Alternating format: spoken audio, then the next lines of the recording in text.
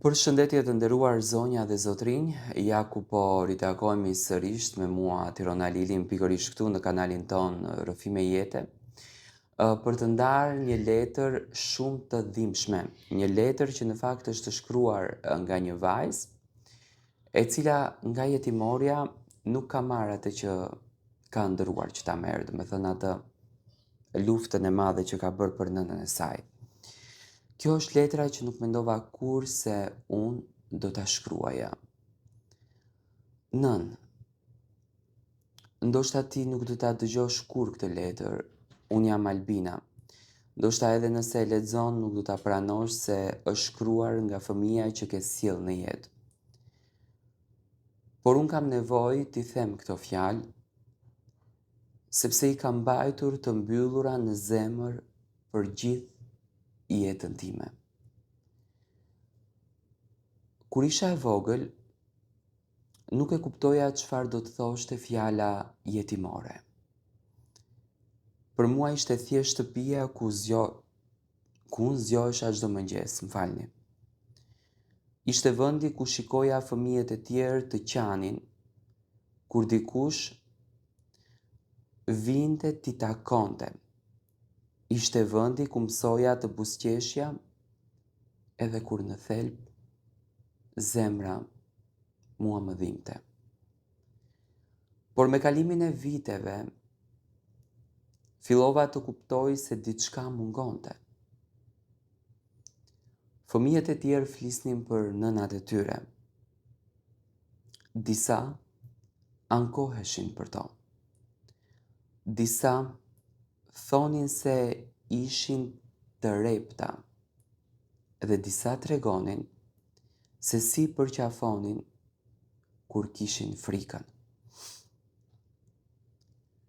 Unë heshtja, sepse nuk kisha asnjë kujtim për ty. Nuk e dija se si dukej fytyra jote, nuk e dija ngjyrën e syve të tu. Nuk e dija se si tingëllonte zëri yt. Por çdo natë para se të flija, imagjinoja një grua që do të vinte një ditë e do të më merrte për dorë. I thoja vetes se ndoshta kisha humbur rrugën, ndoshta kisha pasur edhe probleme. Ndoshta ndonjë ditë do të vije. Por vitet kalonin dhe ti nuk erdhe. Kur mbusha 10 vjeç, pushova së pyetur i edukatoret. Kur mbusha 15, pushova së prituri. Kur mbusha 18, vendosa që të kërkoja vetë. Sepse pavarësisht të gjithë shkaje, ti ishe nëna ime. Nuk kisha fotografi, nuk kisha adres, nuk kisha asnjë gjë. Vetëm emrin tënd kisha, dhe me atë emër fillova kërkimin më të gjatë të jetës time. Kam trokitur në dyer të panjohura. Kam pyetur njerëz që nuk më njihnin. Kam udhëtuar me para të kursyera dhe me mund. Ka pasur ditë kur doja që të hiqja edhe dorë, por zemra më thoshte se diku ekzistoje. Edhe një ditë, pas kaq shumë vitesh, të gjeta. Më kujtohet çdo sekond, më dridheshin duart, më dridheshin këmbët. Nuk e dija se çfarë të thosha. Kisha ndëruar atë moment për gjithë jetën time. Mendova se ti do të qaje. Mendova se ti do të më përqafoje. Mendova se do të më thoje, më fal birë, më fal bi. Por nuk ndodhi asnjë nga këto.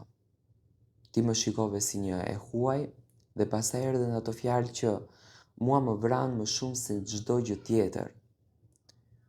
nuk dua të kem lidhje me ty. Në atë qast më duk si kur më braktise për herë të dytë. Herën e parë isha foshnjë dhe nuk e kuptoja, por herën e dytë isha e rritur. E kuptova çdo fjalë, çdo heshtje, çdo shikim. Dhe dhimbja ishte shumë më e madhe. U largova duke ndjer veten përsëri ai fëmia i vogël i jetimores. Ai fëmia që rinte te dritarja dhe priste. Ai fëmia që mendonte se një ditë nëna do të vinte. Për javë të tëra nuk flisja me askënd. Pyetja më e madhe më mundonte çdo natë. Pse? Çfarë kisha bërë unë? Pse nuk më doje më? Pse nuk më pranove?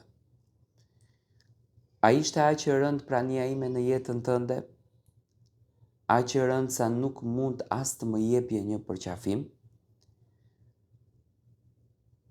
Nën, nuk po të shkruaj për të gjykuar, sepse jeta ndonjëherë i vendos njerëzit përballë vuajtjeve që askush në fakt nuk i kupton. Ndoshta ke kaluar ferin, ndoshta ke qenë e detyruar, ndoshta ke vuajtur më shumë se sa mund ta imagjinoj, por një gjë nuk po ta kuptoj. Pse nuk më dhe asnjë mundësi të të njihja? Unë nuk shkova tek ti për para. Nuk shkova për trashëgimi. Nuk shkova për akmarrje. Shkova sepse doja të shihja fytyrën e gruas që më solli në këtë botë. Vetëm kaq. Dhe kur u largova prej teje atë ditë kuptova diçka. Ka njerëz që mbeten jetim edhe kur i gjejnë prindërit e tyre. Sepse jetimëria nuk është vetëm mungesa e një nëne. Jetimëria është mungesa e dashurisë. Sot jam e rritur, kam kaluar shumë sprova, kam qarë shumë nete vetme. Kam pyetur veten mijëra herë çfarë do të kishe ndryshuar nëse do të kishe qenë pranë meje. Por sot nuk të shkruaj me zemërim. Të shkruaj me një dhimbje që është kthyer në qetësi. Ndoshta nuk do të jem kur pjesë e jetës tënde, ndoshta do të mbetem gjithmonë kujtimi që ti përpiqesh ta harrosh, por unë nuk do ta mohoj kurrë që je nëna ime. Sepse pavarësisht gjithçkaje, gjaku yt rrjedh në damaret e mi. Dhe pavarësisht plagëve, unë kam zgjedhur të mos jetoj me urrejtje. Kam zgjedhur të fal. Jo sepse harrova, por sepse dua të jetoj e lirë. Nëse një ditë do të pendohesh, nëse një ditë do të duash të më flasësh, nëse një ditë do të duash të më tregosh të vërtetën, unë, nën, do të jem këtu për ty.